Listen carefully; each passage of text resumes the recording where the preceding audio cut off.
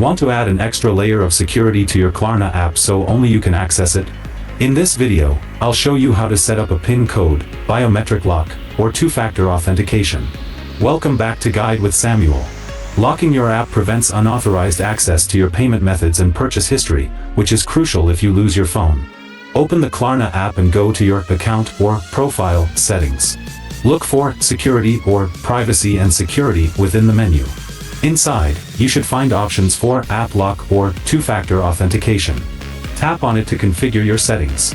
You can usually choose between setting a custom PIN code or enabling biometric locks like Face ID or Touch ID for faster, more secure access. A crucial pro tip: if you set a PIN, make it unique. Don't use the same code you use to unlock your phone. This ensures that even if someone bypasses your phone's lock screen, they still can't access your sensitive financial information in the Klarna app. And just like that, your Klarna account is locked down tight. Setting a PIN is a simple step with a huge security payoff. Do you use pins, fingerprint, or face recognition to lock your financial apps? What's your favorite method? Tell us below.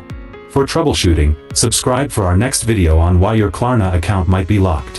Thanks for watching.